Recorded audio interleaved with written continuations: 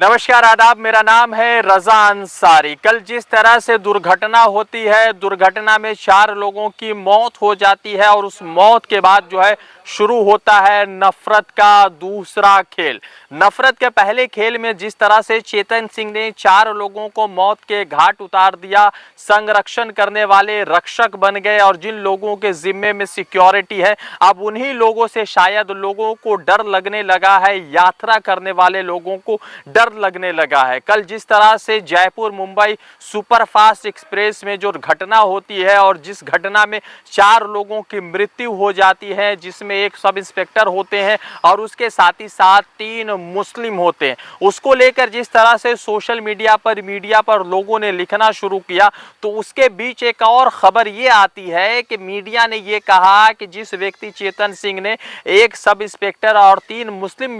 व्यक्तियों की हत्या कर दी, गोली चला दी, दनादन फायरिंग कर दी, वो शॉर्ट टेम्पर था, शॉर्ट हेडेड था। मगर सवाल ये भी खड़ा होता है कि जिस आरपीएफ में तमाम तरह के जो कहते हैं कि एग्जाम होने के बाद, उनकी चेक करने के बाद, उनके हेल्थ टेस्ट होने के बाद, उनके तमाम तरह के फिजिकल टेस्ट होने के बाद उनकी भर्ती होती है, तो उस आरपीएफ में एक ऐसा व्यक्ति जो शॉर्ट हेडेड है, जो गुसैल है, जो किसी भी वक्त गोली चला सकता है, जिसकी पहले से बहुत सारी कंप्लेन थी, उस व्यक्ति को लगातार नौकरी में क्यों रखा गया। सवाल सबसे महत्वपूर्ण यह है कि कल जिस तरह से ट्रेन जो है जयपुर से मुंबई के लिए रवाना होती है और मुंबई पहुंचने से पहले पालघर में यह दुर्घटना होती है और मीरा रोड पुलिस स्टेशन के पास जो है उस व्यक्ति को गिरफ्तार किया जाता है, ट्रेन से गिरफ्तार किया जाता है। अब 3 बड़े महत्वपूर्ण सवाल उठते हैं। पहला महत्वपूर्ण सवाल यह है कि आखिर B5 में जब उसने गोली चलाई और टीकाराम मीना जो आरपीएफ के सब इंस्पेक्टर है,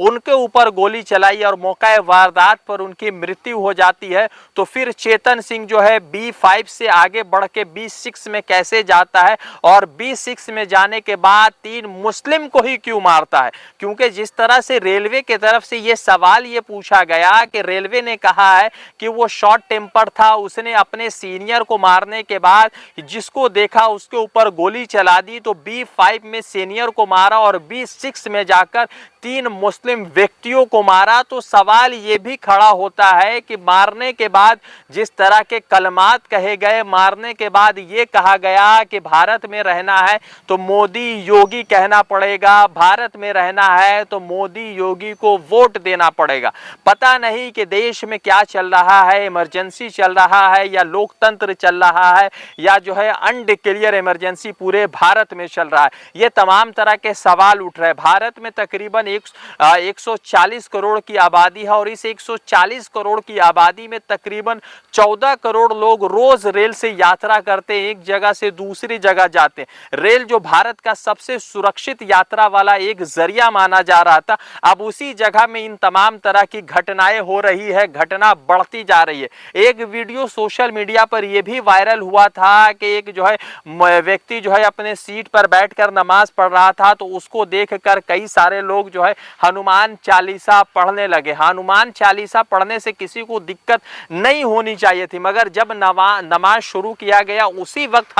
हनुमान चालीसा क्यों पढ़ा गया, ये सवाल जरूर उठ रहा है और सवाल उठना भी चाहिए। प्रधानमंत्री नरेंद्र मोदी अमेरिका में जाते हैं और कहते हैं कि भारत में अल्पसंख्यक जो है सुरक्षित है। जब बराक ओबामा कहते हैं कि भारत में अल्पसंख्यकों के ऊपर जो है जुल्म हो रहा है, तो उसके विवाद में या उसके जवाब में तमाम भाजपा के बड़े लीडर जो है सवालिया निशान खड़े कर देते हैं। हेमंता बिस्वा शर्मा एफआईआर करने की बात करते हैं, मगर आज जिस तरह से 3 मुस्लिम युवकों की हत्या हो जाती है, ट्रेन में गोली चला दी जाती है, उनको मार दिया जाता है और ये कहा जाता है कि भारत में अगर रहना है तो मोदी योगी कहना पड़ेगा, तो इस व्यक्ति के खिलाफ एफआईआर तो रजिस्टर्ड हो गया है, मगर ये सवाल उठता है कि बुलडोजर कब चलेगा और बुलडोजर चलने के बाद जो है इंसाफ क्यों होगा, इंसाफ कब होगा। क्योंकि चेतन सिंह जिस व्यक्ति ने जो है गोली चलाया है वो जो है उत्तर प्रदेश के हाथरस का रहने वाला है और हाथरस में आपने देखा था कि किस तरह से रेप का एक बड़ा घटना हुआ था, जिसने पूरे भारत को शर्मसार किया था ग्लोबली प्लेटफॉर्म पर। क्योंकि जिन लोगों ने किया था वो उसका किस तरह से भाजपा के के नेताओं का रोल रहा, किस तरह से पेट्रोल छिड़क कर आग लगा दी गई, वो तमाम तरह की चीजें आप जानते हैं, तमाम तरह की चीजों से आप वाकिफ है। अब सवाल ये भी उठ रहा है कि जिस तरह से चेतन सिंह ने जो है गोलियां चलाई, उसमें 4 लोगों की मौत हो गई, जिसमें टीकाराम मीणा थे, अब्दुल कादिर भाई थे, मोहम्मद हुसैन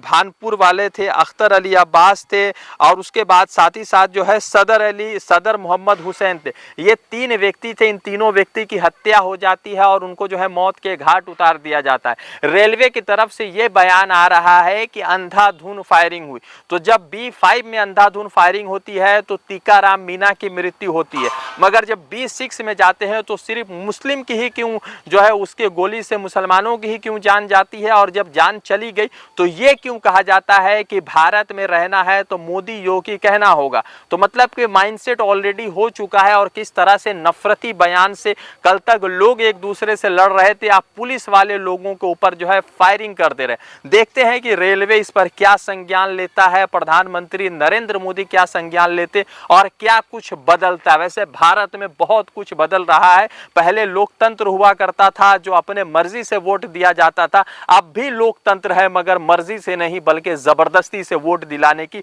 एक बड़ी साजिश चल रही है। रजा अंसारी की रिपोर्ट।